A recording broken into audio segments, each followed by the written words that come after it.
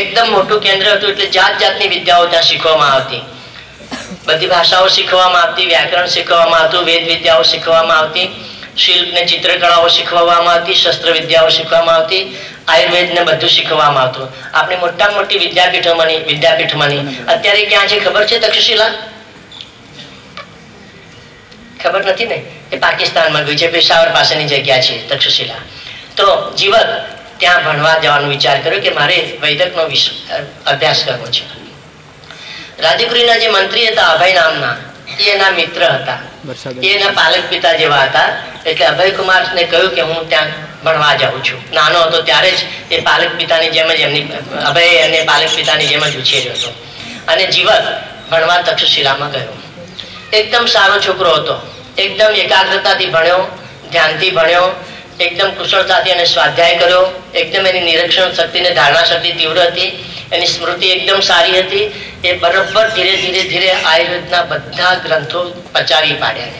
ખૂબ સારી રીતે ધંધો એટલે એને વૈદકનો અભ્યાસ કર્યો. 7 વર્ષ થયા એટલે એને થયું કે મેં વૈદક ઉપર પૂરો કાબુ મેળવી લીધો છે. એટલે એને ગુરુજી પાસે ગયો કે હવે મને ઈચ્છા થાય છે કે હું રાજગૃહ તરફ પાછો ફરું, મને જવા દો. રાજગૃહ એટલે બિહારમાં આવેલી વખતની બિહારની રાજધાની. પછી પાટલીપુત્ર થયું. શ્રેણિકના વખત એની રાજધાની રાજગૃહ હતું, પછી પાટલીપુત્ર પટના થયું. તેને થયું કે હવે મારે પાછું જવું છે. તો ગુરુજી એને કહ્યું કે એવું કર જીવક, પેલા તારી પરીક્ષા લઈ લઈએ. એટલે કે તું આ 7 કિલોમીટરના જે આજે છે આપણી તક્ષશિલા, એ તક્ષશિલા વિદ્યાપીઠની 7 કિલોમીટરના પટ્ટામાં તું ફર અને એવી થોડી વનસ્પતિઓ લઈ આવ જે એકદમ કામની છે, અને એવી પણ થોડી વનસ્પતિઓ લઈ આવ જે કોઈ પણ કામની જ નથી. તો કે 5 વનસ્પતિઓ હું સારી કામની લાવું છું, અને બીજી પણ કોઈ નિરર્થક વનસ્પતિઓ શોધીને લાવું છું. તો જીવક તો એકદમ હોશિયાર વિદ્યાર્થી હતો. એ ચારે બાજુ ફર્યો, એને એકદમ ઉત્તમ ઔષધો વાળી વનસ્પતિઓ લાવી. પણ સાથે સાથે એને ખ્યાલ આવ્યો કે એટલું બધું ભણ્યો છે કે એને જે ઉપચારમાં કામ ના આવે એવી કોઈ વનસ્પતિ દેખાણી નહીં. એને લાગ્યું કે બધી વનસ્પતિઓ એકદમ સારી રીતે પ્રયોજિત કરી શકાય એવી છે, બધી વનસ્પતિઓ સારી રીતે એની અસરો ઉપજાવી શકાય એવી છે, જો યોગ્ય ઉપચાર રોગો માટેનો ઉપચાર કરવામાં આવે તો. એ પાછો આવ્યો. ગુરુજીને કહ્યું કે એવી કોઈ વનસ્પતિ તક્ષશિલાની આજુબાજુ નથી જે ઉપચારમાં કામ ના આવે, બધી વનસ્પતિઓ ખૂબ કામની છે. એટલે ગુરુજી એકદમ પ્રસન્ન થયા કે તે જીવક બરોબર વૈદક પચાવ્યું છે, તેને છુટ્ટી છે. જીવક પાસે થોડું ધન હતું, એને પોતાના ગુરુજીને આપ્યું, એમના આશીર્વાદ માંગ્યા, એમને નમન કર્યા, અને જીવક કહે છે કે હું રાજગૃહના રસ્તે જાઉં છું. એને પોતાની સાથે ભાતું લીધું, થોડા પૈસા લીધા અને રાજગૃહના રસ્તે નીકળ્યો. રસ્તામાં સાકેત પાસે આવ્યો. સાકેત એટલે અયોધ્યા. અયોધ્યા પાસે આવ્યો ત્યારે એની પાસે ભાતું ખૂટી પડ્યું. થયું કે હવે શું કરીશું, ભાતું ખલાસ થવા માંડી છે, પૈસા પણ ખલાસ થઈ ગયા છે. એટલે એ દિવસોમાં તો ક્યાંક બેસી જવાનું થોડા દિવસ માટે. એટલે સાકેતમાં એને થોડા લોકોને કહ્યું કે હું એકદમ સારો વૈદ્યરાજ છું, જેને કોઈ દુઃખ હોય મારી પાસે આવો. તો ગામના થોડા લોકો આવ્યા. એને 2-3 દિવસમાં કેટલાના રોગો મટાડ્યા. એટલે એની ખ્યાતિ ફેલાઈ ગઈ. એટલે જે એકદમ મોટા શ્રેષ્ઠી હતા ગામના, એમની પત્ની જે સ્ત્રી હતી એને શિરોવેદના હતી, શિરનું શૂળ હતું, માથું દુખતું હતું. ખૂબ દિવસથી એ માથા પછાડતી જ બેઠી હતી. કેટલા બધા મોટા મોટા ધન્વંતરીઓ વૈદ્યરાજો આવ્યા હતા, રાજવૈદ્યો આવ્યા હતા, એટલી બધી દવાઓ ખાધી હતી, પણ તો પણ એનું માથું મટતું નહોતું. એકદમ ત્રસ્ત હતી. એને કહ્યું કે વૈદ્યરાજ તમે મારું મટાડી દો. પણ હવે જીવક તો નાનો હતો, આ છોકરા જેટલો, 17-18 વર્ષનો છોકરો, 12 વર્ષની વયે ભણ્યો હોય, 18-19 વર્ષ સુધી એ ભણ્યો હોય, હજુ છોકરા જેવો જ દેખાતો હતો. એટલે કે આ છોકરો શું ઉકાળશે, મારું શું તપાસ કરશે, એને વિશ્વાસ તો ન બેઠો. પણ જીવકે કહ્યું કે હું તમારો રોગ મટાડી આપીશ. હું જે કહું એ ઓસડિયા હું થોડો લાવી દઉં છું, અને મને થોડું ઘી લાવી દો. તો હું ઘી પકાવીને એમાં ઓસડિયા મિશ્ર કરીશ, એટલે એ પક્વ ઘીથી હું નશ્ય આપીશ, એટલે તમારો જે માથાનો જે દુખાવો છે હું મટાડી શકીશ.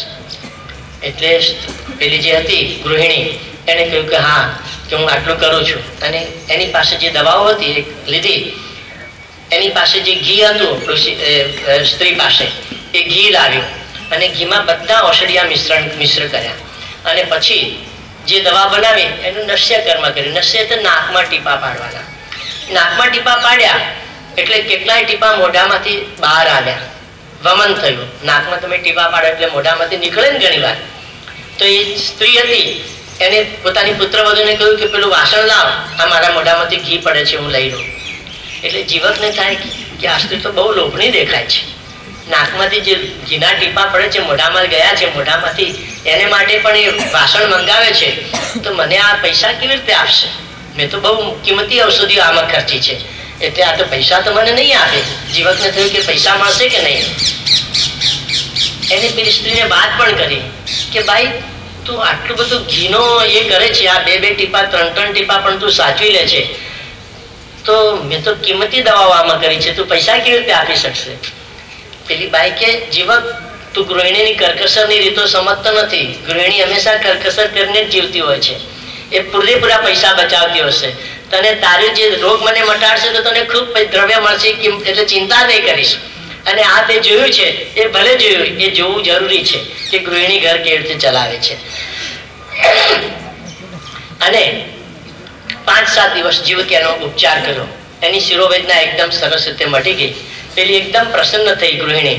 જે શેઠ હતો એને બધાને બોલાવ્યા, પોતાના પુત્ર અને પુત્રવધુઓને બધાને 4000 સોનૈયા પુત્ર અને પુત્રવધુઓ વેચ્યા અને 4000 જેટલા સોનૈયા જીવકને આપ્યા કે લે આ તને દ્રવ્ય આપું છું, તે આટલું બધું મટાડ્યું છે. જીવક એકદમ આભો બની ગયો કે જે સ્ત્રીને હું કૃપણ માનતો હતો, કંજૂસ માનતો હતો, એ લોકો તો જ્યારે યોગ્ય રીતે આપવા માંગે છે ત્યારે તો ખૂબ આપે છે. એટલે એને ખ્યાલ આવ્યો કે ગૃહિણીએ કરકસર કરવાની છે, પણ સાથે સાથે જ્યાં ઉદારતા બતાવવાની છે ત્યાં ઉદારતા તો સરસ રીતે બતાવી છે.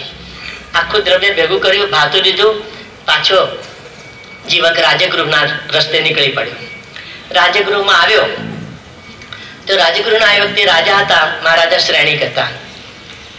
તો અભયકુમારને મળ્યો. અભયકુમારે કહ્યું તું ગામમાં તારા વૈદકની જે છે ક્રિયાઓ ચાલુ રાખ. એટલે જીવકે કહ્યું મને રાજવૈદ્ય બનાવાય તો બનાવો ને.